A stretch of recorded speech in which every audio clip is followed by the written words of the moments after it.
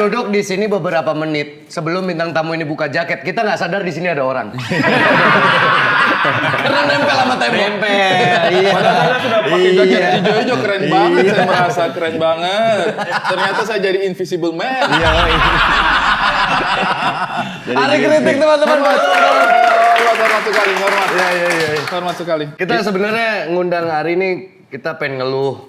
Ya. Kemarin kita beli AK-47 lewat Mamat, tapi macet itunya kayak barang bekas gitu, kita ditipu. Iya. Penipuan. Ya. Penipuan. Mama terus kasus mumat, kasus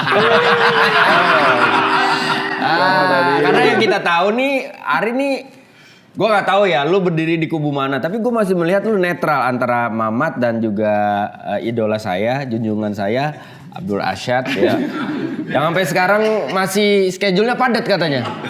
Untuk mengkonfrontir omongannya si Mamat ini gitu. Ya, jadi begini Bang. Sebenarnya lu berdiri di mana nih? Saya itu lelah dengan mereka berdua. Dengan semua hal-hal buruk yang mereka lakukan di luar sana. Saya itu mencoba, bagaimanapun mereka berdua itu kan adik-adik saya ya. Saya itu mencoba hadir sebagai kebijaksanaan untuk mereka. Saya berusaha membujuk mereka ke jalan kebaikan yang sesungguhnya. Karena susah, satu itu raja setan kriminalitas. Satu dajjal dengan fitnah-fitnahnya. Maksudnya, saya itu Dajjal dengan fitnah-fitnahnya berarti Abdur. Saya tuh maksudnya Mamat itu frontal orangnya, dia kayak belak-belakan gitu, kayak inilah saya dengan semua kerusakan yang dia buat di muka bumi. Nah, Abdul ini kelihatan kayak sok suci gak sih?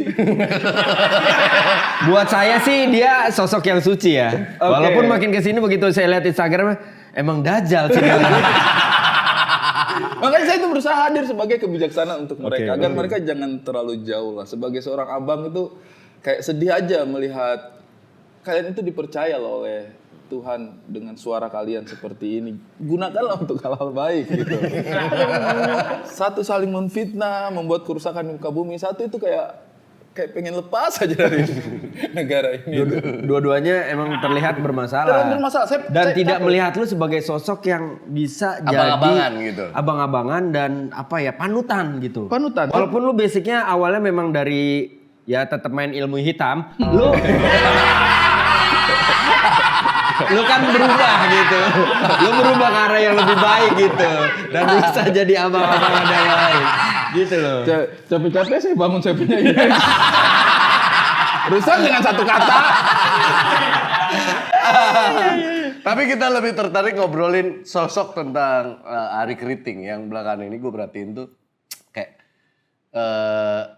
deket sama anak. Yeah. Kebijaksanaan. Saya sudah bilang tadi kan. Kebijaksanaan.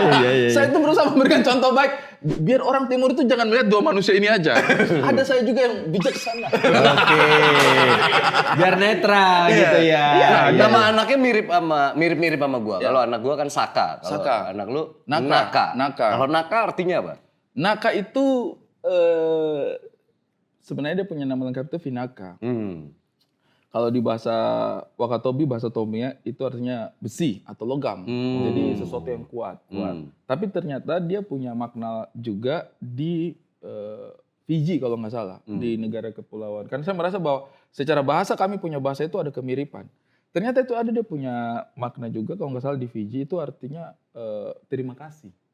Jadi menurut saya itu nama yang kulturnya cukup kuat. Iya. Dan dari dua maknanya semuanya dua-duanya bagus gitu. Tapi saya panggilnya Naka karena panggil Vina kayaknya nggak cocok ya. Iya benar. Naka aja. Iya benar. Naka. Iya benar. Tapi dari tutur kata yang keluar dari mulutnya itu kayak laki-laki yang sweet, laki-laki yang manis gitu dari tutur kata bahasanya.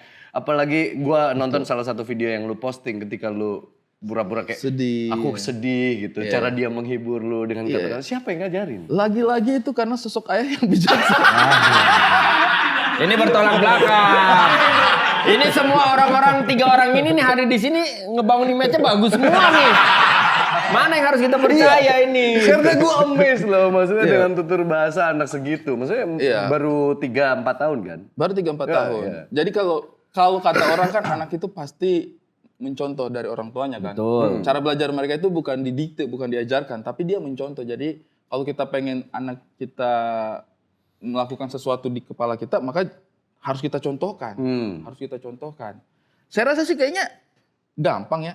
Kalau suami mencontohkan kelembutan kepada istri itu harusnya gampang gitu, sehingga anak bisa melihat itu. Betul. Apalagi kalau istri kita galak gitu kan.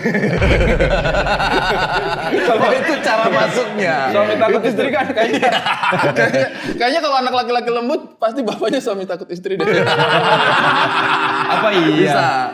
Bisa. Mungkin ya. Asumsinya begitu. Asumsinya begitu.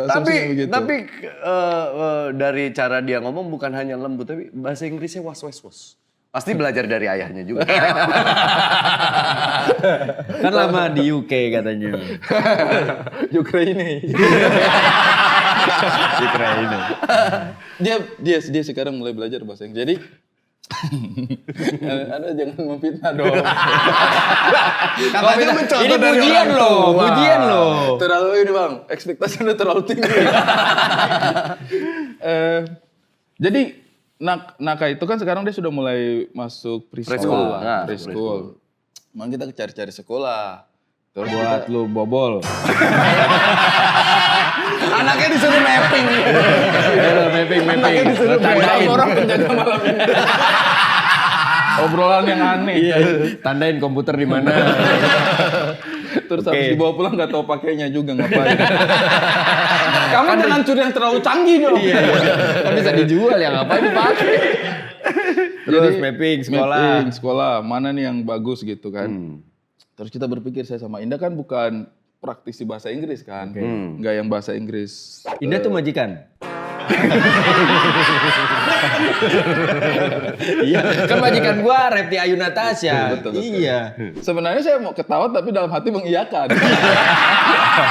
Iya. Berarti anaknya lembut nih. Enggak. Berarti patokan lu kalau anaknya lembut, suami pasti takut istri. Kayaknya nyontoh kayak karena orang-orang kadang bilang, Ari itu kalau ngomong sama Indah lembut banget. Dalam hatiku kayak, ya iyalah. Coba aja kencang-kencang sama dia, dikencang balik, jiper. Kayak itu bukan upaya gitu, emang kenyataan gitu. Saya sih pengen tegas sama dia juga, cuma nggak sanggup aja. Nggak nyampe. Nggak nyampe. Tapi anak gua yang cowok tegas orangnya. Maksudnya kalau ngomong malah nggak lemah lembut. Ceplas-ceplos dia. Karena gitu. nyontoh bapaknya. Enggak sih, gue takut sama bini gue. Berarti dia contoh ibunya. Dia nyontoh ibunya kayaknya bener. Dia Pribadi nyontoh bapak ini terlalu lemah, saya contoh ibu saya. Anda juga lemah, jangan ngomong.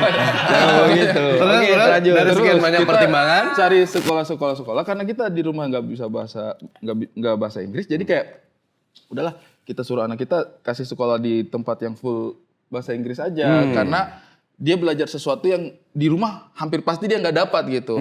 Kalau selebihnya itu bisalah kita nambal-nambal di rumah lah, pengetahuan umum, perhitungan, membaca itu mungkin kita masih bisa ngajarin pelan-pelan. Tapi kalau bahasa Inggris kayaknya Berat. Iya berat. Selain lagunya Bon Jovi juga saya nggak tahu bahasa Inggris.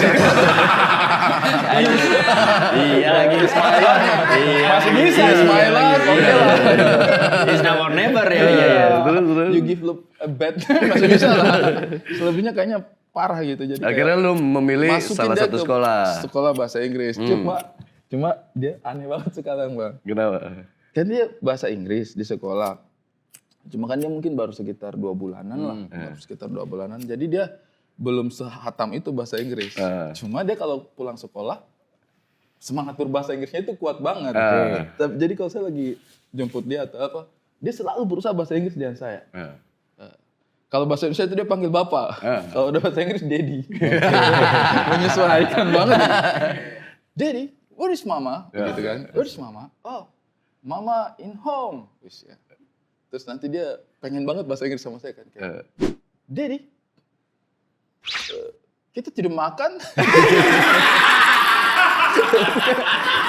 Dia kayak pengen bahasa Inggris tapi dia belum nemu kata-katanya. Banyak vocabulary-nya itu belum banyak kata-katanya. Jadi dia kayak tetap bahasa Inggris tapi diksinya aja diganti bahasa Indonesia. Dan waktu kayak perasaan kita pengen kamu jadi bisa bahasa Inggris kok jadi company. Jadi company. Kayak ngomong-ngomong company ya. Kepala sekolahnya pitung kayaknya. Tapi emang kita sebagai orang tua ke anak-anak kita kan pengennya mereka itu dapat fasilitas yang lebih baik, Pastinya. dapat asupan yang lebih baik dibanding zaman kita dulu. Sudah pasti. Tapi kan pada akhirnya dengan keterbatasan yang kita punya, Iya. ya kita sama-sama mengakui lah bahasa Inggris kita terbatas lah, Betul. gitu sebagai orang tua. Tapi kan kita harus berhadapan sama situasi yang berbeda sekarang. Lu datang sebagai orang tua. Misalnya lu ketemu gurunya, gimana cara lu ngomong? Anjir banget. Saya itu paling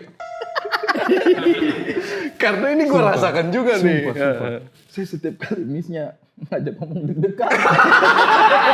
Deg-degan. Emang ngomongnya nggak bahasa Indonesia? Biasanya kalau di lingkungan sekolah, missnya harus ngomong bahasa Inggris. Refleks dan mereka refleks. Ah. Kayak misalnya kan dia ngantar Naka, kan biasa dianterin kan masih kecil. Naka, ya. Terus saya sudah belajar tuh. Pertanyaan pertama itu saya sudah belajar nih. How is your day? Gitu. Tapi cuma itu doang. Saya nggak peduli jawabannya apa, saya nggak paham, bodo amat. Nanti udah nanya. Jawabannya mah kira-kira aja kan. Hey Naka, how is your day? Terus dia jawablah happy, ini apa segala macam.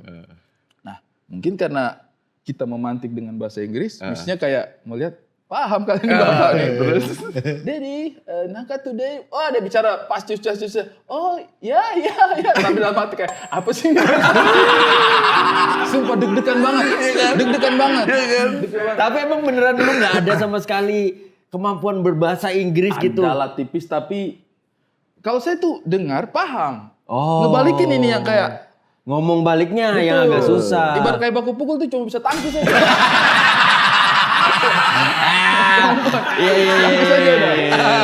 Yes. Jadi kalau dia bicara paham, tapi kayak ngebalikin itu sulit. Tapi Jadi kan kayak, keputusan kalian masukin anak ke sekolah internasional. Iya. Once ada apapun yang terjadi sama anak itu kan lu pasti dapat komunikasi dari gurunya atau misalnya perkembangan anaknya gimana, dan mereka kan punya SOP bahwa ketika di lingkungan sekolah harus ya bahasa lu Inggris. harus bahasa Inggris. Betul. Iya, Tapi kadang-kadang sorry, gue potong. Bener kata Andika, dari awal nih, misalkan gue mau masukin anak gue ke sekolah yang bahasa Inggris banget. Kan kita udah bisa ngebayangin dong. Bisa. Berarti bahasanya ketika kita ke sekolah ketemu sama gurunya, Ya. pasti akan bahasa Inggris dong. betul. Tenaga pengajarnya mix atau semua Indonesia sebenarnya? Mix, semua Indonesia. Oh, semua Indonesia. Kadang-kadang mereka masih kasih kita pakai bahasa Indonesia kalau ngobrol. Cuma ini setelah abang bilang begini kan, sekarang kita ketemunya masih sering di luar kan. Kan mungkin akan ada aktivitas dalam sekolah kan. Betul. Saya sudah mulai berpikir kayak keputusan yang salah.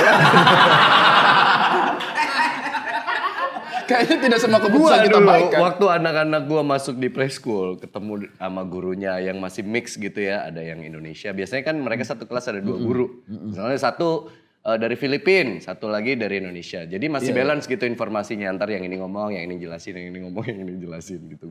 Karena gua kemampuan menangkap semua yang diobrolin sama gurunya anak-anak tuh nggak semua terserap dengan baik. Kalau bini gua mungkin lebih baik gitu dari gua. Nah, begitu anak mulai tumbuh, sekolah yang baru, tiba-tiba tenaga pengajarnya Beda. misalnya guru pendampingnya full gitu, misalnya orang mana gitu. Itu biasanya yang bikin kita deg-degan datang. Betul. Lu percaya apa enggak, anak gua kalau misalnya ada pertemuan orang tua, gua pasti bini gua bilang gitu, kamu aja. Pas lagi selisipan nggak bisa, gue selalu, aku minta maaf ya, aku nggak bisa ke sekolah kamu, aku ada kerjaan. Karena deg-degan banget kan. Beneran? Iya. Kalau Pas deg-degan. jadi lo nyuruh si untuk yang maju. Iya. Kalau gua biar bagaimanapun terus gua ngomong ke Miss, yang ngomong istri saya. Udah buka jalan tuh. Udah buka jalan. Enggak, maksudnya. Nah, ini nggak bisa gue pungkiri, Ri. Maksud gue gini, gue ada satu masa gue hampir memindahkan anak gue sekolah karena satu alasan lah, karena beberapa alasan segala macam. Sampai poinnya justru bounce back-nya adalah ketika justru gue ngelihat ada pementasan, terus anak umur 5 SD ngomong sendiri monolog, dia sebagai hostnya ngomong pakai bahasa Inggris, lancar banget. Dan di situ gue pikir kayak, waduh. Berapa puluh tahun ke depan bagaimana ya? Berarti guanya yang harus kerja lebih rajin supaya anak gua tetap dapat sekolah yang terbaik. Versi gua gitu. Nah artinya Gua nggak tahu lu ngalamin nggak tugas sekolah pakai bahasa Inggris dari anak lu? Mungkin masih preschool. Masih preschool. Masih preschool. Nah, Dan juga baru nanti. 2 bulanan sih. Nah, lu harus udah mulai berpikir nih, lu harus mulai belajar bahasa Inggris karena begitu nanti udah mulai SD, SMP, semua tugas-tugasnya pakai bahasa Inggris. Gitu. Makanya gua gak bantuin anak-anak gua sekolah.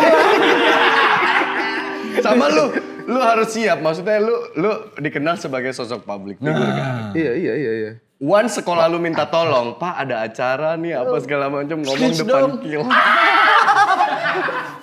Tidak kayaknya anaknya jiwa seninya kuat deh. Udahlah hidup di jalanan sama bapak. Nah gitu anjrit. Jadi seniman. Gila. Bahasa- Kamu kan berarti kita yang harus apa ya, sih. menyesuaikan. Upgrade. Ya kita yang harus Upgrade. upgrade sebenarnya. Kita yang harus upgrade. Gua kalau di rumah ngobrol sama anak gua memang kadang-kadang di satu momen membiasakan itu sekalian gua juga belajar memberanikan diri ngomong meskipun salah apa segala macam ya gua ngomong aja sama anak. Tapi ini, saya lihat itu juga dari Ko Ernest sama Temeira. Mereka kan bahasa Inggrisnya hatam lah dua-duanya gitu. Ko Ernest lagi gitu kan sama Temeira. Dia jurusan HI juga kayaknya dua-duanya kan komunikasi gitu. Jadi bahasa Inggrisnya HI itu apa sih? Haji Imron. itu mangkalnya di bundaran. Beneran HI dong. Iya. Jadi dulu Sky itu anaknya dia yang sulung kan. Masih kecil, masih umur 4 tahun 5 tahun lah. Kadang suka main sama saya sama G. Nah di situ tuh dia bahasa Inggrisnya masih belum casticious tuh. Ya kita merasa lah sebagai salah satu om favoritnya dia. Diajak main seru kita kan. Diajak main sama Sky gitu. Main. Habis itu mereka sempat pindah ke Bali sekitar 2 tahun. Sky-nya sekolah, kita sibuk kerja dan lain sebagainya. Let's say sekitar 4 tahun lah ketemu lagi. Sky kalau nggak salah mungkin sudah SD kelas 3, kelas 4 gitu. Udah sekolahnya kayaknya internasional udah full English. Main sama saya bang, nggak paham saya bahasa Inggris sumpah. Jadi om nggak asik. Kayak, ngapain ya? Tapi dia tuh kayak pengen seru banget sama kita. Gitu. Kayak, uncle pusing. Indah gimana Indah? Indah juga sosok lah kalau sama saya. Bahasa Inggris juga sosok dia. Nggak yang... Soalnya apa yang dipelajari anak di sekolah kadang-kadang harus dibiasakan. Dia bawa pulang di rumah, iya. Iya bener sih. Kayaknya dia habis itu yang ngajarin kita deh. Bisa. Kalau misalnya 5 tahun dari sekarang bahasa Inggrisku membaik bang, berarti itu karena nakal. Makanya gue mulai berani untuk kita traveling ke luar negeri itu berlima doang. Itu baru-baru sekarang Ri.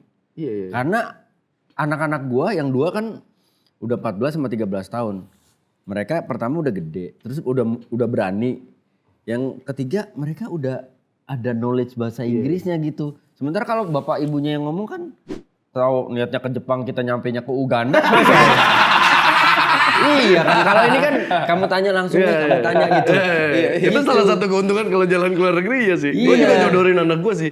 Anak gue 2 udah gede-gede, udah pada kuliah. Jadi kalau ada trouble di jalan, atau kita perlu ngomong yang sedikit ribet, atau kita mau komplain sesuatu yang misalnya nggak sesuai dengan apa, misalnya layanan hotelnya kita pesennya gini nih, untuk menjelaskan kadang-kadang gue dan Usi punya keterbatasan gitu. Anak gue aja suruh Gas. gas gitu. Dia ngomongnya lebih fluent, lebih apa Bener, gitu. bener, Sama bener. bule itu maksudnya gaya bahasanya mereka Komunikasi lah. mirip Iya. gitu. Kayak Kalau kita tuh kayak saling membuka kalimat dengan saling memuji satu sama lain. Betul. Lu hari ini kelihatan keren pakai baju itu. Itu kan komplimen-komplimen ada yang bahasa biasa basinya lah ya. Iya, Yang gitu. Kan kadang-kadang kita untuk menuju sesuatu itu sebenarnya memang butuh bahasa basi Iya, kan. iya. Justru kalau kita nggak ada bahasa basinya mungkin orang ngerasa kayak nggak sopan atau apa gini. Kita nggak tahu ya. Bener. Nah, tapi jangan sampai nih kita memanfaatkan anak kita untuk hal baik ya. Iya. Misalkan nanyain alamat, nanyain tempat gitu. Misalkan gue nyuruh Kauki ngomong pakai bahasa Inggris, begitu ngomong ke kita, jangan sampai Kaukinya juga ngomong bahasa Inggris ke kita. Karena akhirnya jadi percuma dong. Buat apa lo bantuin gue? Karena gue pusing-pusing juga gitu. Lo ngomong pasar bahasa Inggris ke gue bahasa Inggris selesai. Disiksa 2 kali, disiksa sama bule sama anak sendiri Dan lagi. gue takut, jujur gue takut kalau misalkan traveling berdua sama istri gue, ayo berdua aja yuk kemana gitu. Hah? Serius nih? Iya. Karena gue tahu kapasitas bahasa Inggris kita berdua sama-sama lemah. Iya. Nah ketika dua-duanya lemah, kan harus ada satu yang dikorbankan. untuk maju gitu. Kan nggak mungkin. Ya. Apa iya? Lah masa lu lihat deh gua sama Ayu. Kira-kira berani gak gua ngelawan Ayu? Pasti kan gue dengar ayah tanya. Ya kadang-kadang gitu, kita ngerti apa yang dia ucapin, tapi kita ngebalikinnya susah. Koala. Dia maju begini. Iya. Tapi kalau maksudnya komunikasi biasa, basic, obrolan hari-hari, oke kan? Maksudnya lu kuasain kan? Maksudnya untuk ngobrol sama anak, what do you eat today? Oh tipis juga bang. Oh tipis juga? Sejujurnya tipis bang, Sampai sejauh ini. Tapi syukurnya ini kan Naka masih baru beberapa bulan preschool. Udah kelihatan nih tanda-tanda menyulitkannya. Oh udah. Ya, jadi kayaknya memang mungkin saya akan coba upgrade sedikit. Jadi minimal conversation sehari-hari mungkin saya masih bisa nemenin lah. Saya masih bisa nemenin. Itu memang kayaknya wajib deh. Dan habis podcast ini kayaknya saya makin kepikiran. Tapi memang harus agak santai nih. Harus mulai, Ri. Lu dari mana tinggal? Di Andara. Nah ya udah lu les aja di Lia Pramuka. Jauh ya. Ya nggak apa-apa namanya kan makin jauh. Ya saya ini udah sampai Cawang bentar lagi nih. Terlalu pengen les. Karena sekali gua scroll Instagramnya dia, gua melihat ada kemiripan keresahan di bagian itu tuh. Gua pas ngeliat lu lagi jemput anak lu terus anak lu. Itu gua rasakan banget. Meskipun gua pelan-pelan upgrade diri ya gitu. Kemarin dia pulang dari sekolah itu yang di video itu. Iya, gua lihat lucu banget itu lucu. Kan ibunya lagi kerja di Banyuwangi, saya jemput datang dia. Where is mom? Gitu kan dia, where is mom? Paham nih kita. Ya kan? Your mom is vacation kan gua bilang kan. Lu tau gak sebenarnya itu di kepalaku. Mau jawab ibu kamu lagi kerja. Terus di kepala kayak kerja job apa work ya. Keluarnya vacation. Kan jalan-jalan. Padahal dia lagi syuting. Di kepala gue tuh kayak ibu kamu lagi kerja tapi kayak pilihannya your mom job aneh banget kata-katanya. Your mom work aneh banget kata-katanya. Jadi your mom vacation. Jadi kayak aneh banget itu. Ya udahlah tapi nggak apa-apa. Dia ngerti itu kayak oke. Terus dia nanya lagi. Where is that? Ku pikir itu dia nanyain aku. Where is that? Your mom in vacation in Banyuwangi. In Banyuwangi itu. Where is that? Ku pikir dia nanya where is that? Ku jawab lah. That is just me. Anjing.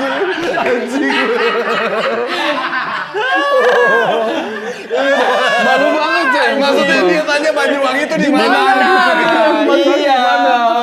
Kan lu lihat kalimatnya, Ri. Lu kan harus lihat kalimatnya. Udah nyampe baru sini. Anjing sih, this is me apa anjing? I'm here. Gue bilang I'm here. Goblok. Terus dia nanya apa ya? Pokoknya tuh aku jadi ketawa itu gara-gara ada yang benerin. Enggak bang, dia nanya gini. Terus dia nanya apa gitu. Dia nunjuk di atas. Dia nunjuk di atas. Where is that? Where is that?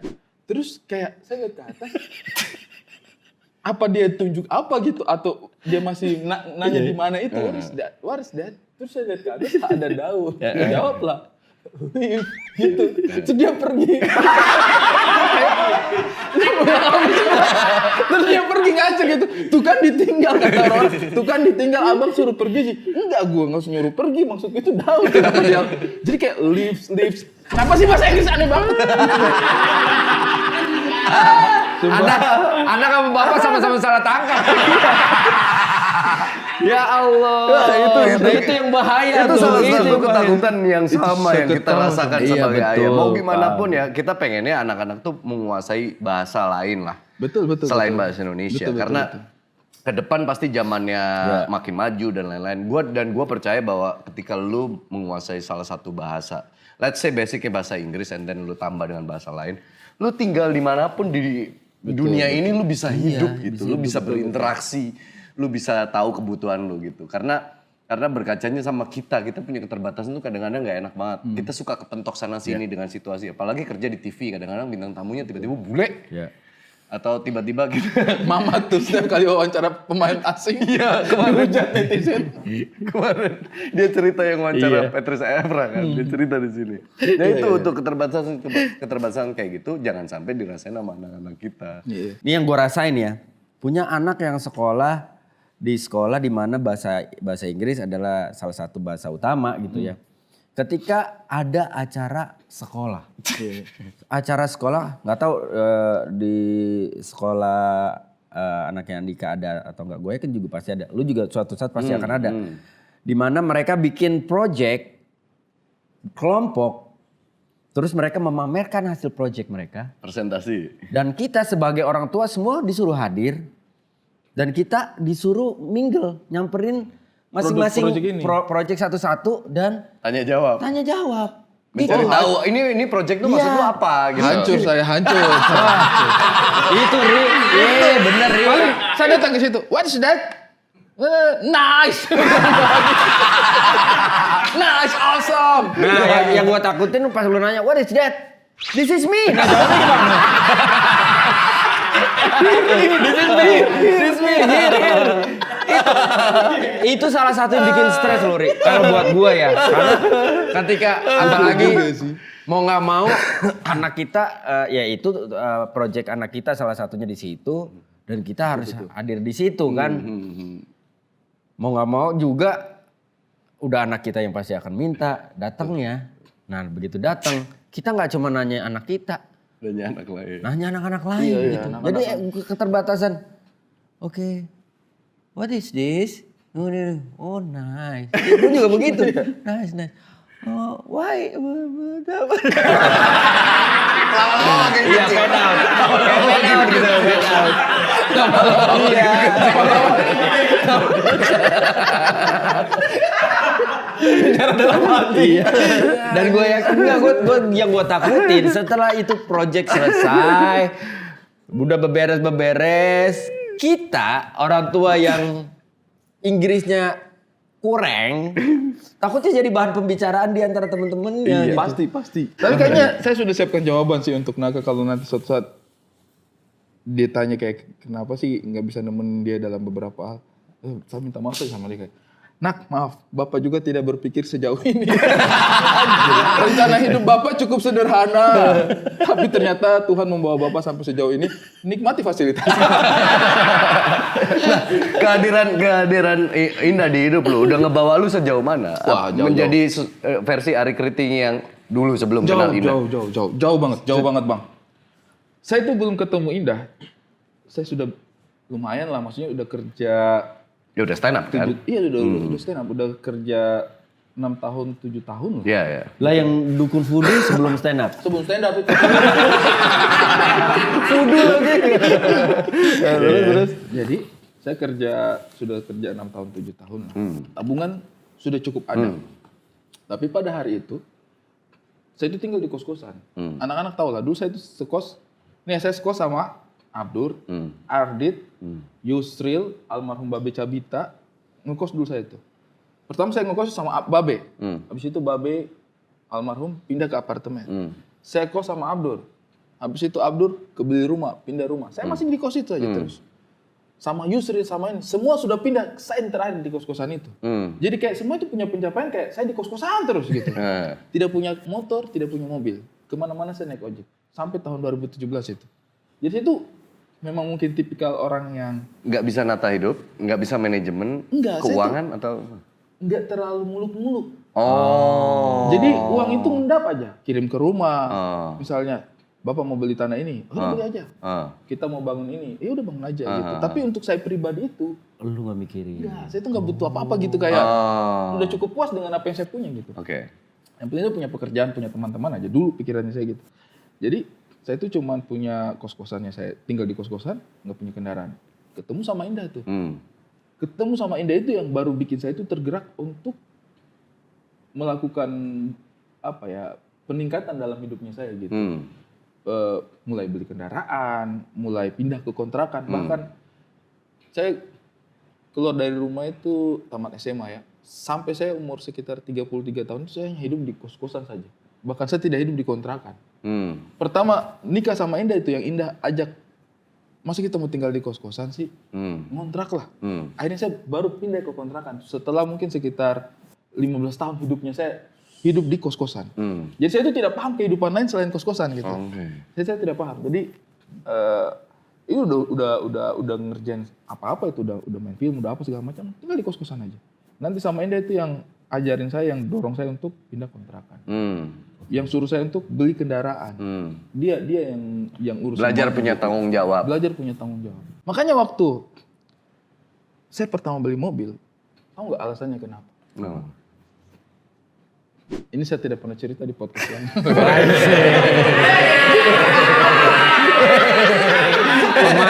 Pemain apa gini? Tapi betul. Kenapa? Apa saya lupa ya, pernah cerita apa enggak? Saya pertama kali beli mobil itu Indah yang suruh. Apa? Indah yang suruh. Saya beli mobil lah. Kenapa? 1 tahun kami pacaran itu ya, dia naik busway, naik Transjakarta tuh. Dia naik Transjakarta dari Cibubur waktu itu rumahnya, dia naik Transjakarta, turun di UKI, depan UKI, baru kita naik gokar itu. Pergi nonton ke PIN, pergi nonton ke itu. Jadi rutenya kami itu selalu seperti itu. Mungkin kesel juga dia ya. Terus saya beli mobil. Beli mobil lah. Waktu itu kita sudah mulai nggak disukain nih. Hubungan kami itu udah mulai nggak disukain. Cuma belum ke publik aja. Tapi kita udah tahu hubungan kita nggak disukain. Dia suruh saya beli mobil. Supaya apa? Supaya kamu itu ada harga dirinya di hadapan orang tua aku. Dia bilang begitu. Setidaknya gitu, saya pikir-pikir, iya juga ya. Karena masuk akal lah, maksudku, saya juga kalau punya anak perempuan, dia kerja baik-baik, iya kan, ada karirnya. Tiba-tiba didekati sama orang yang, anjir nih manusia, iya gak sih? Iya. Kayak tinggal di kos-kosan, tidak punya apa-apa. Kayaknya juga, harusnya gak begitulah manusia, maksudnya memang kita harus berusaha juga. Akhirnya saya berusaha itu, beli kendaraan itu. Jadi bukan juga sebenarnya murni untuk kebutuhannya saya atau untuk melindungi lu juga pada akhirnya. Iya benar. Iya. Untuk biar ada harga dirinya kalau kata dia. Betul. Biar ada harga dirinya kayak. Ya kalau menurutku sih memang harga diri tidak seharusnya dipatok dari hal-hal yang sifatnya duniawi. Tapi orang di zaman sekarang, matanya manusia bagaimanapun juga ada yang harus kita betul. Iya, sama gitu. itu cara yang sama yang istriku dulu waktu zaman kita pacaran, kita udah beda status sosial, ada gap umur, beda 6 tahun, gue lebih muda. Dulu image, wah berondong nih, numpang hidup apa segala macem. Dulu pertama kali istriku juga melakukan hal yang sama. Dia ngebakar semangat untuk kerja. Lu tunjukin depan orang-orang bahwa lu nggak cuma numpang hidup sama gue. Iya. Akhirnya salah satunya gitu, mulai beli mobil. Beli mobil tuh bukan karena mau gaya-gayaan awalnya, tapi melindungi harga diri kita dipandang rendah sama orang lain. Tadinya buat tameng itu selain untuk kebutuhan gitu. Betul. Oh, tapi untuk yang lain akhirnya merembet, dia jadi nata ini kebutuhan kita harus punya rumah. Betul. Dia akhirnya semua itu dari dia. Dari dia. Saya kayaknya nggak ngerti itu caranya melakukan itu. Karena lu nggak pernah dapet contoh seperti itu atau memang orang tua lu dulu mengajarkan semua sederhana aja lah, nak gitu? Tidak, sebenarnya kalau saya punya orang tua juga itu tipe yang berusaha memperbaiki kehidupan gitu. Bangun rumah, kasih sekolah anak. Kayaknya itu dari pribadinya saya. Saya itu kayaknya nggak terlalu suka, nggak terlalu suka ngasih sesuatu untuk self reward, Iya. Ambisinya tipis. Kayaknya ambisinya tipis. Sama. Ada satu doang itu hal yang saya sukai dulu ya, sepatu. Dulu tuh saya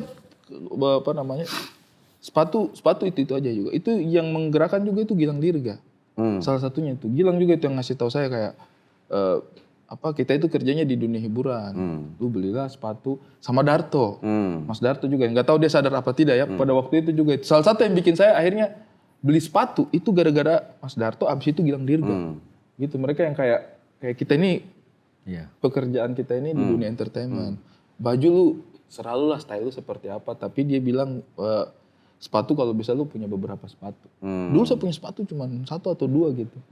Darto itu yang inget kayak, lu udah 3 kali syuting ke sini. Sepatunya itu sama. Itu Mas Darto tuh. Itu kayak bilang kayak, oh iya ya benar juga ya. Itu dalam hati kayak, berarti orang merhatiin gitu. Tapi bagi sebagian yang nonton mungkin yang tidak ada di dunia kerja kami, mungkin merasa ya fine-fine aja punya sepatu cuma 2 atau 3 pasang. Tapi memang di dunia kerja kita salah satu yang dijual penampilan. Mau nggak mau, mau nggak mau. Bahkan sekarang di zaman modern ini, di dunia kerja manapun orang dinilai pertama kali, mohon maaf nih, dari penampilan. Sebelum lihat hasil kerja lu. Betul. Lihatnya pasti penampilan gitu. Orang nerima kerja makanya berpenampilan menarik. Itu maksudnya untuk first impression kita. Nih orang bisa dipercaya apa enggak? Kalau lu bisa memperhatikan penampilan lu, otomatis lu akan punya fokus dan perhatian juga mungkin ke pekerjaan lu. Bukan jadi indikasi yang pasti, tapi at least lu memperhatikan kondisi lu datang ke kantor atau lu datang ke tempat kerja. Itu saya pahami pelan-pelan Bang. Karena masuk di industri ini saya tuh lompat banget kan. Bukan orang yang kayak mempelajari industrinya, pengen masuk ke industrinya dan akhirnya keterima, bukan yang meniti karir seperti itu atau berteman atau punya lingkungan di entertainment, enggak. Tiba-tiba aja kan. Tiba-tiba aja. Gue dari satpam klub ke Oh tiba-tiba satpam. Oh 36 ya? Oh berarti Ada masuk. berarti tugas-tugas semacam itu tuh indah tuh. Semua lu serahin nama ini. Termasuk menata rumah, perabotan rumah, itu semua dia yang tentuin. Dia yang atur semuanya. Makanya kalau Abang tadi tanya seberapa besar dampaknya dalam kehidupanku sih terlalu besar kalau saya bilang, terlalu besar. Banyak hal yang. Tapi ini menarik. Gua ngebahas dari obrolan lu tentang self reward ya. Kita ngobrolin tentang self reward. Gua sebenarnya hampir mirip sama lu. Maksudnya kehadiran istri gua walaupun kita dengan dua background yang berbeda gitu. Kalau istri gua kan kayak Spartan gitu kan. Sementara kalau gua kan yang orangnya tuh menghindari konflik gitu.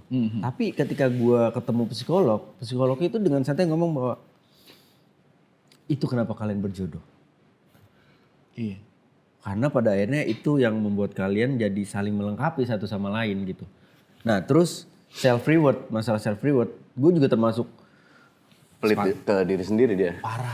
Parah banget, gue pelit. Gue kalau mau beli sesuatu nih, ngeliat sepatu misalkan gitu ya. Gue suka sepatu karena mungkin dulu gue susah sekolah, punya sepatu bagus tuh susah.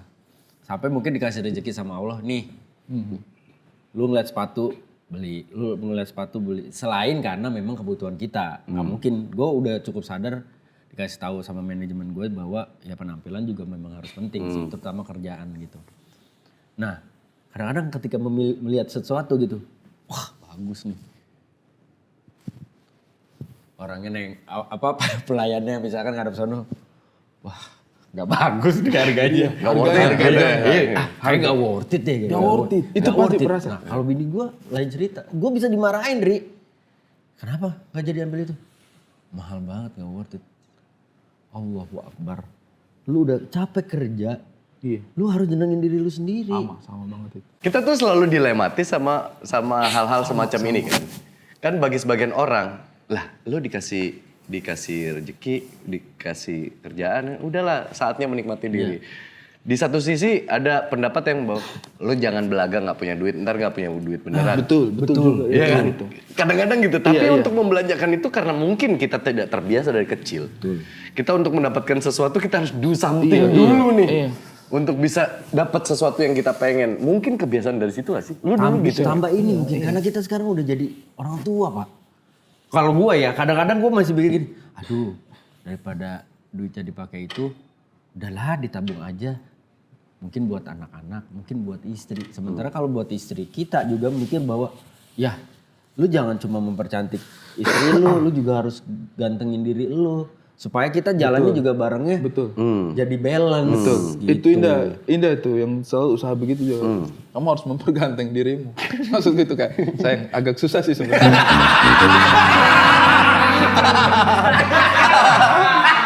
Boleh minta aku jadi orang yang setia aja nggak? Itu kayaknya masih bisa saya usahakan. Tapi gue berdua nih satu poin juga. Ya oke lah, terlepas itu akhirnya jadi jodohnya karena kita saling lengkapin. Tapi jujur gue pengen belajar dari lu bagaimana cara bertutur yang manis ke istri. Wah, karena gue melihat hubungan lu dan Indah itu tutur katanya tuh manis banget. Lu belajar dari siapa? Kayaknya itu bawaan orang timur. Orang timur tuh mulut manis-manis. Tapi bukan berarti lu sengaja untuk memanipulasi sesuatu. Refleks. Memang gaya bicaranya gitu. Kayaknya iya. Oh, gue pikir lu karena mencontoh mungkin orang tua lu dulu gitu pemandangan yang lu sering saksikan, makanya lu akhirnya punya keinginan kalau suatu saat aku punya istri aku akan perlakukan sama seperti ayah memperlakukan ibu. Oh itu iya. Kayaknya itu turunan deh. Kayaknya itu turun temurun kalau saya punya keluarga ya. Dari bahkan cerita-cerita itu dari saya punya kakek. Jadi sering itu diceritakan di rumah sama saya punya bapak. Saya juga punya bapak. Iya, sama bapak saya. Orang timur kayak saingan banget ya. Saya punya bapak, saya juga punya. Iya.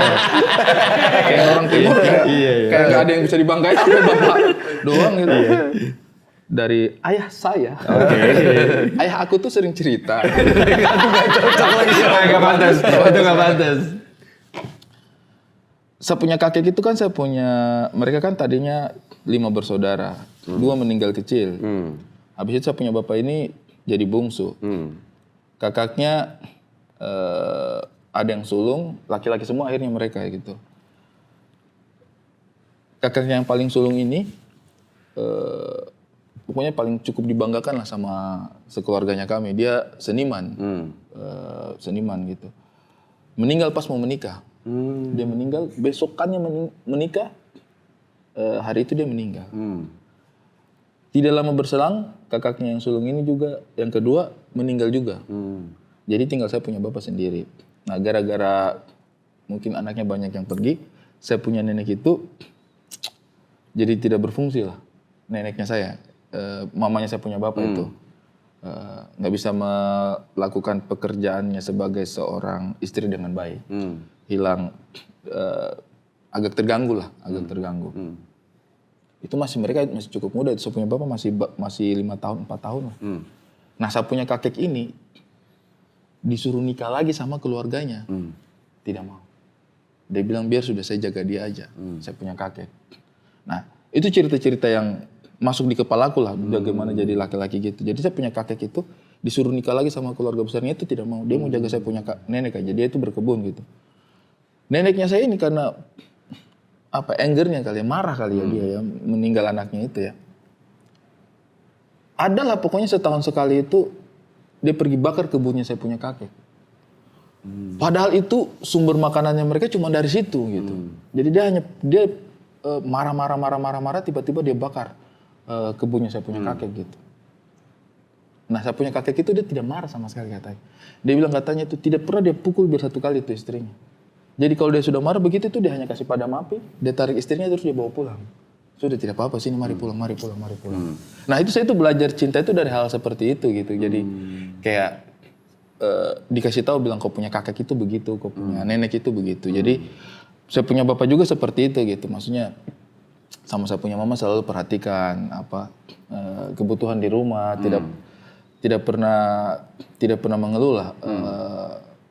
Sama istri itu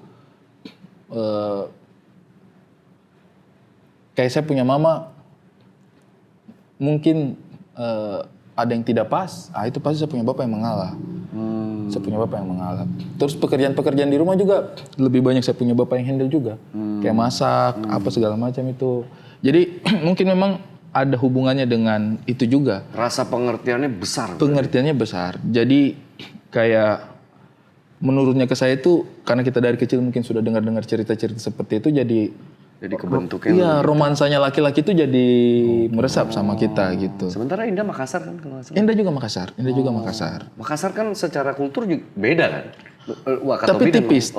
Masih ada kedekatan. Nah, kalau orang Buton itu kayak agak di tengah-tengah banget gitu. Kayak kultur Sulawesinya kuat, tapi juga kultur Maluku, Papua, NTT itu ada influence-nya ke kami juga gitu. Jadi kalau sama Sulawesi daratan masih nyambung banget juga, tapi sama orang-orang kepulauan kayak orang Maluku gitu, orang Ternate gitu juga nyatu banget gitu. Karena jujur itu hal mencolok yang gue sebagai laki-laki ya pengen belajar untuk lebih baik bagaimana cara mengkomunikasikan sesuatu terutama ke pasangan. Apalagi kalau misalnya usia pernikahannya udah lebih dari 10 tahun kayak gua gitu ya. Kadang-kadang ada hal-hal yang tidak sadar keluar dari mulut tiba-tiba itu nyakitin. Atau cara kita mengekspresikan sesuatu kadang-kadang terlalu fast respon tanpa dipikirin dulu akhirnya jadi malah jadi masalah gitu. Dengan lu gaya komunikasi gitu sama Indah apakah itu akan mengurangi gesekan di dalam? Tidak juga sih. Kalau gesekan juga ada aja lah gesekan setiap hari ada gitu. Tapi at least penyelesaiannya lebih baik caranya. Mungkin juga orang karena ngelihat yang di sosial media aja kan sebenarnya kalau yang di sosial media mah tidak bisa jadi patokan menurutku. Sorry itu saya ini ya. Orang mungkin kalau lihat, Ari lembut-lembut sama Indah. Enggak, kadang-kadang Indah juga kesel banget sama saya gara-gara perkataanku juga tuh ada aja gitu. Menurutku khilafnya manusia itu pasti tidak akan terlepaskan. Cuma kalau saya sih pada prinsipnya betul yang abang bilang tadi itu. Orang itu boleh berselisih paham sama pasangan menurutku ya. Boleh kita berbeda pendapat. Boleh kita menasihati pasangan tuh boleh banget. Cuma yang penting itu jangan sampai menghinakan. Karena yang bikin konflik itu menghinakan itu yang jadi toksik menurutku. Kekurangannya kita itu jangan sampai jadi apa ya? Kan saya juga banyak kekurangan, ya. Merasa banyak sekali kekurangan itu. Indah itu selalu yang kami berdua sepakati. Bahwa kalau Indah merasa ada sesuatu yang kurang pas dari saya, silakan kasih tahu sekeras-kerasnya. Tapi jangan hina. Karena kalau hina itu tujuannya bukan memperbaiki pasangan lagi, tapi menyakiti hatinya pasangan. Pokoknya jangan sampai menyakiti aja.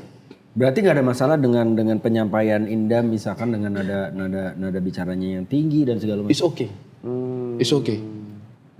Kayak sama aja itu, pokoknya itu sama aja gitu kayak taruh handuk pada tempatnya kayak sayang handukmu taruh pada tempatnya dong sama anjing taruh pada tempatnya itu sama aja menurutku. Iya kan? Tapi kalau misalnya, itu handukmu taruh pada tempatnya, kau itu tidak ada otakmu atau apalah sesuatu yang kayak menghina, yang kayak udah nggak ada konteksnya tuh sama kebutuhannya itu menurutku itu nggak pas. Gitu. Jadi kalau dari kami berdua sih yang kami sepakati itu sekeras-keras apapun silakan, tapi jangan sampai menghina. Itu aja. Lu pernah merasa ada tanggung jawab secara moral lebih berat nggak? Mengingat perjalanan kalian sampai menikah, itu kan berat lika-likunya ya. Banyak campur tangan orang lain yang mengomentari tentang hubungan kalian yang mereka belum tentu tahu sepenuhnya isi hubungan kalian. Tapi lu merasa ada tanggung jawab moral nggak? Hubungan ini nggak boleh gagal nih. Karena ini pertaruhan di belakang banyak orang yang kemarin ngatain kita jangan sampai kita nyuapin mereka bahwa tuh kan kita bener gitu. Sebenarnya dia sudah bicara di dalam saya punya kepala selama bertahun-tahun. Tapi abang bicara seperti ini saya jadi mengkonfirmasi iya sebenarnya seperti itu. Kayaknya iya, kayaknya ada dorongan itu deh. Kayaknya ada dorongan itu deh. Maksudnya ya alasannya orang untuk memperkuat cintanya kan mungkin banyak macam ya. Tapi saya rasa mungkin di antara kita pasti ada satu hal yang membuat kita dengan pasangan itu lebih solid. Apa ya? Diremehkan mungkin salah satunya gitu kayak diremehkan. Bisa. Mungkin ya kalau dengar abang punya cerita itu pasti ada komponen diremehin sebagai seorang laki-laki terhadap pasangan itu pasti ada tuh. Abang dulu dianggap apa segala macam itu pasti ada.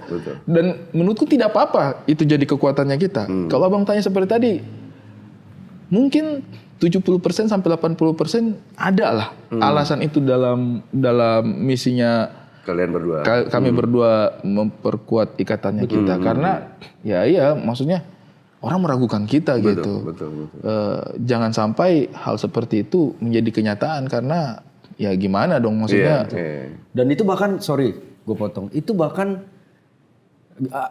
kita ngebahas ini gue harus akui sama gitu. Maksudnya mungkin kita berada di posisi ketika kita mendapatkan pasangan kita banyak mata tertuju ke kita dan mungkin juga kayak meremehkan kita bahwa yakin lo bisa ngebahagiain pasangan lo. Itu justru jadi juga kalimat penguat. Ketika misalkan gue lagi sama istri gue lagi bermasalah dan segala macam. Terus at the end ketika kita ngomong baik-baik. Gue tuh suka menyampaikan itu. Kayak ngomong. Oke, dah selesai ya. Jangan apa-apa kita harus selesaiin ini dengan emosi dan segala macem. Karena ketika amit-amit kita nggak bisa menahan emosi kita berdua, jadinya berantakan, rumah tangga kita selesai. Orang-orang yang tadinya menertawakan, meremehkan kita dan segala macem, itu bakalan senang. Betul. Itu bakalan ketawa tuh kan gue bilang juga apa. Betul. Tapi memang ada tuh tapi perasaan memang itu. ya balik lagi ya. Akhirnya makin dewasa kita, makin tua kita makin menyadari bahwa kadang-kadang kita belajar bukan hanya dari hal baik ya. Dari hal yang dirasakan buruk itu justru jadi penguat kita, dan menurut gue fine banget, dan itu gua harus akui itu jadi salah satu malah alasan dan dasar gue selalu ngomong ke pasangan gue bahwa sebuah perpisahan itu bukan sebuah jalan keluar. Untuk kita itu bukan pilihannya kita lah. Iya, gitu. Jangan ada di hidup kita. Jangan ada di pilihan itu. Berarti lu sering bahas juga ketika ada fenomena di era sekarang ya, maksudnya nggak cocok dikit, masalah dikit apa memutuskan udah.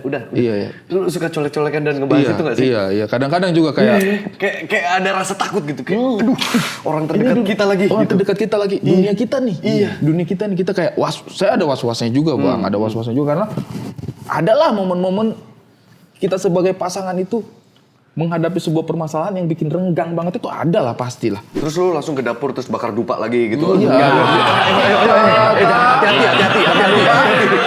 Abis itu balik ke dia baru tanya, kamu happy kan? Ya karena itu jadi percakapan hari-hari yang cukup menakutkan loh. Password itu. Iya. Iya kan? Tapi iya.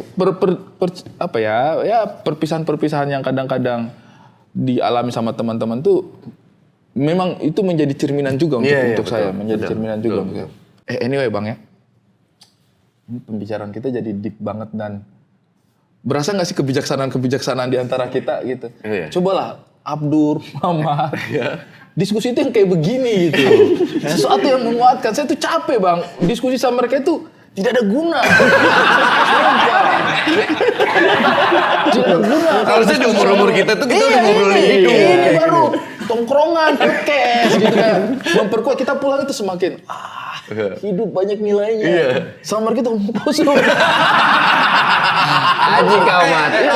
Tahu kan kenapa saya berusaha merangkul, menarik Mamat dengan Abdur itu. Saya tuh pengen mereka punya hal seperti ini gitu. Kebijaksanaan hidup Mamat, Abdur. Mau sampai kapan? Tapi jujur kalian kan udah punya anak kan semua. Sudah.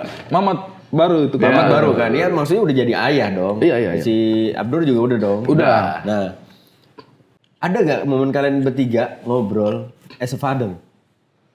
Yang bener-bener deep Duduk gitu. ngobrol keresahan seorang ayah gitu. Sejauh ini Bang ya. Sejauh ini ada. Kalau saya sama Abdur. Kalau sudah sama Mamat. Kerjanya hina Mamat aja.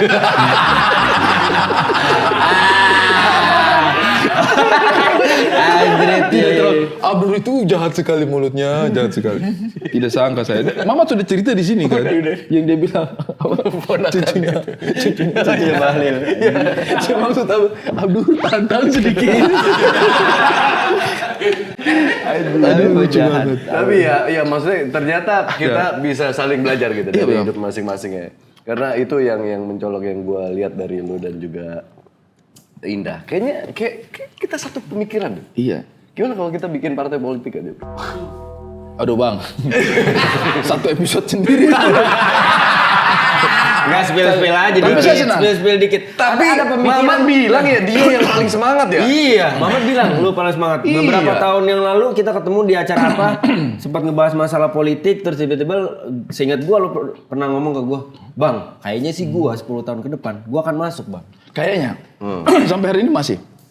Saya tidak mau padamkan itu, saya punya perasaan itu. Dan saya senang lihat Bang Wendy, lihat Bang Andika. Saya senang sekali sekarang itu. Maksudnya iya tuh. Keresahan itu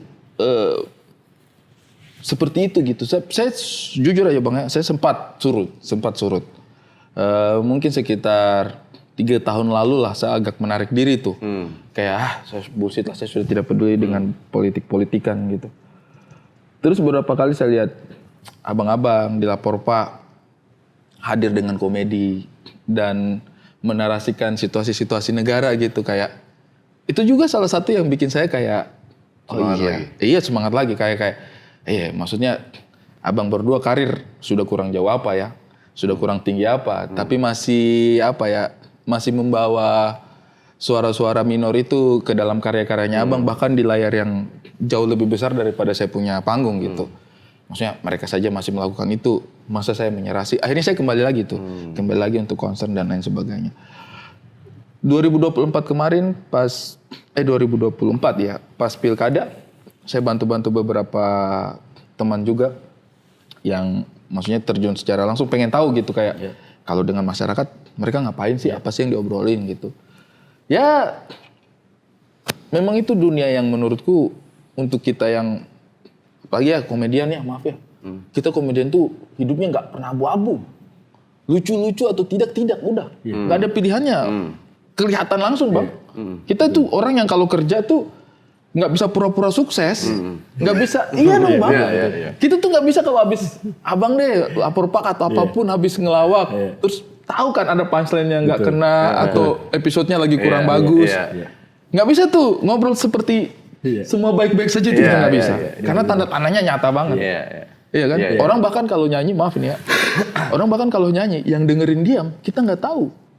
Dia diam karena dia suka apa enggak. Dia bosan atau dia meresapi, kita nggak tahu gitu ya. Bisa aja orang saking sukanya ternyata orang pidato. Iya kan? Tapi kita pelawak. Nggak bisa kita bilang, ya dia diam tapi dia suka banget materi saya. Enggak. Orang ngelawak kalau dia diam dia nggak suka. Udah. Iya nggak bisa. Penonton pura-pura, iya tadi satu ruangan diam-diam aja tuh Ari stand up 1 jam. Iya tapi kita suka banget materinya kok. Enggak. Jadi kita itu pelawak ini, kita yang tahu dunia lawak. Tahu tuh sukses dan tidak itu benar-benar kita tahu dia punya makna gitu. Jadi kayak itulah kenapa kita gampang banget, sensitif banget untuk resah karena melihat kayak ini ada yang kurang, ini ada yang enggak. Karena kita terbiasa dengan apa ya? Ibaratnya sinyal kita itu sekencang itu untuk melihat kesuksesan dengan kegagalan gitu, sehitam putih itu. Nah, kemarin saya bantu beberapa teman gitu dan saya melihat bahwa iya sih dunia ini mungkin sesuatu yang berbeda gitu. Ada banyak ranah yang abu-abu di situ. Kita bisa ada masalah buruk tapi di muka kita harus bilang nggak ada yang buruk itu jelas banget gitu. Kita tahu bahwa hal itu mereka lakukan gitu. Ya menurutku ya mungkin memang dunianya beda aja. Tapi untuk saya sih terjun langsung dan ya nggak tahu kapan ya kalau Allah kasih rezeki ya. Karena saya tahu juga kebijakan itu powernya itu sekuat apa gitu. Saya kan orang perencanaan kota kan bang. Orang perencanaan kota. Kerjaannya kami itu mencari potensi dan permasalahan sebuah daerah. Kemudian perencanaan itu fungsinya ya memaksimalkan potensinya, menyelesaikan permasalahannya. Kan sebenarnya sesederhana itu. Pekerjaan ini sesederhana itu gitu. Memetakan potensi permasalahan, maksimalkan potensinya, selesaikan permasalahannya. Kerjakan 5 tahun, katakanlah selama periode. Harusnya seperti itu gitu. Nah, kebijakan itu, dia itu bisa menyentuh banyak orang itu dalam waktu seketika. Ketika dilaksanakan dengan baik. Abang kasih sekolah 10 orang deh. Megap-megap pasti. Iya kan? Kita kasih sekolah 10 orang yang layak aja. Capek pasti. Anak sendiri kita aja kita sudah kepikiran bagaimana jaya sekolahnya. Lagi 10 orang gitu. Tapi lewat tangan kebijakan, itu tuh mungkin banget dilakukan. Pendidikan yang baik itu mungkin banget dilakukan gitu. Kalau lewat ranahnya kebijakan. Masalahnya, perubahan itu tidak akan bisa datang dari satu orang. Makanya omong kosong itu yang namanya ada tokoh yang bisa kita percaya untuk memegang sebuah perubahan, membawa sebuah perubahan. Itu nggak bisa. Agama sendiri sudah bilang soalnya. Tidak akan berubah sebuah kaum kalau bukan kaum itu sendiri yang mengubahnya. Artinya apa? Kaum. Tidak bisa satu orang. Bukan tidak bisa berubah sebuah kaum kecuali didatangin sama satu orang yang hebat. Enggak. Kecuali kaum itu sendiri yang berubahnya. Artinya nggak bisa satu orang. Satu kaum. Jadi kalau kita punya kaum tidak berubah, ya kitanya akan bisa jadi orang yang grampi, marah-marah, protes, atau bikin satir aja udah sampai di situ. Karena kaumnya tidak mau berubah gitu. Makanya saya mengusulkan bagaimana kalau kita menjadi kaum. Butuh berapa orang nih kira-kira? 300. 300 orang. Oke. Untuk membuat movement. Kaum.